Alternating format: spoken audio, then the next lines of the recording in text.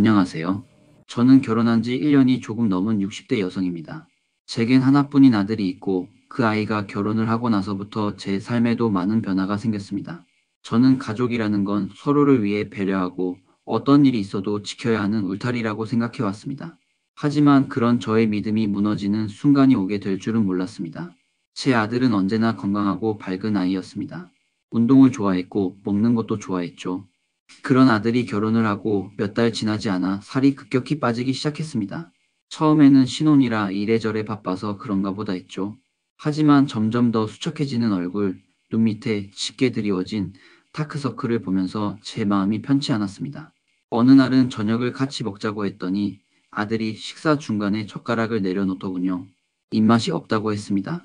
그 순간 뭔가 이상하다는 느낌이 들었어요. 예전 같으면 제일 좋아하던 반찬에 밥 두 그릇은 뚝딱 비우던 아이인데 말이죠.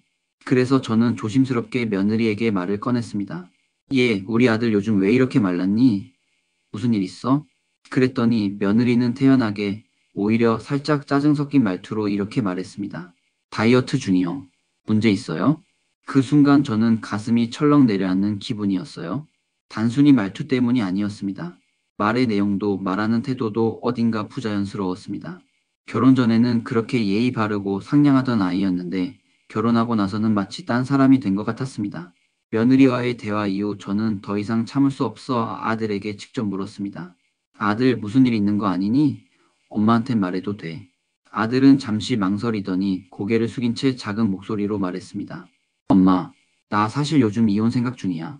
그 말을 듣는 순간 세상이 멈춘 듯 했습니다. 결혼한 지 이제 겨우 1년이 조금 지났을 뿐인데 이혼이라니요. 왜 그런 생각을 하게 됐냐고 묻자 아들은 천천히 입을 열었습니다. 결혼하고 나서 처음엔 괜찮았어. 서로 맞춰가자고 노력도 했고. 그런데 어느 순간부터 아내가 점점 냉담해졌어. 말도 잘 안 하고 집에 와도 휴대폰만 붙잡고 있고 무슨 말을 해도 대꾸도 안 해. 그리고 요즘엔 자주 늦게 들어와. 저는 숨을 삼켰습니다. 혹시나 했던 그 불안감이 점점 현실이 되어가는 느낌이었죠. 혹시 다른 사람 생긴 건 아니겠지? 아들은 대답하지 않았습니다. 그 침묵이 모든 걸 말해주는 듯 했습니다. 며칠 뒤 아들은 집을 나왔습니다. 더는 그 집에 있고 싶지 않다며 제게 잠시 머물겠다고 했습니다. 저는 아들을 데려오면서도 마음 한켠이 찜찜했습니다. 이대로 며느리를 내버려둘 수는 없다는 생각이 들어 저는 며느리를 불러 대화를 시도했습니다. 얘야, 무슨 일 있는 거니?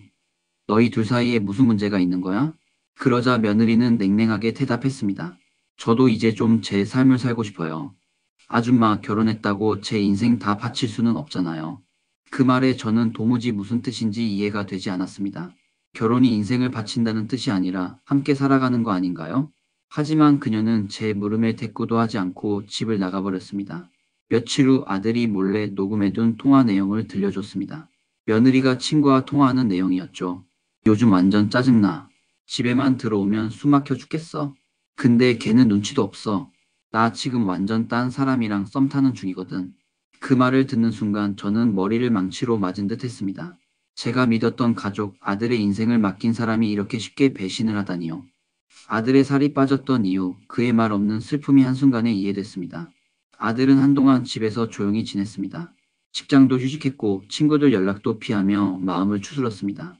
저는 그런 아들이 안쓰러워 집밥을 챙기고 조용히 곁에 있어줬습니다. 그러던 중 며느리 쪽에서 먼저 이혼을 요구해 왔습니다. 아들은 처음엔 망설였지만 결국 싸울 힘조차 없다며 이혼 서류에 도장을 찍었습니다. 이혼 후 아들은 조금씩 회복해 갔습니다. 예전처럼 밝은 표정은 아니지만 더는 숨기지 않고 저와 많은 이야기를 나눴습니다. 그리고 이런 말을 했습니다. 엄마, 나는 다시 결혼 같은 건 못할 것 같아.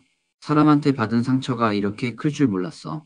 그 말을 들으며 저는 울었습니다. 왜냐하면 제 아들은 누군가를 진심으로 사랑했던 사람이니까요. 그런 아이가 이렇게 상처받고 사랑을 두려워하게 됐다는 게 너무 가슴 아팠습니다. 이 사연을 듣고 계신 여러분, 가족이라는 이름으로 너무 많은 걸 참지 마세요.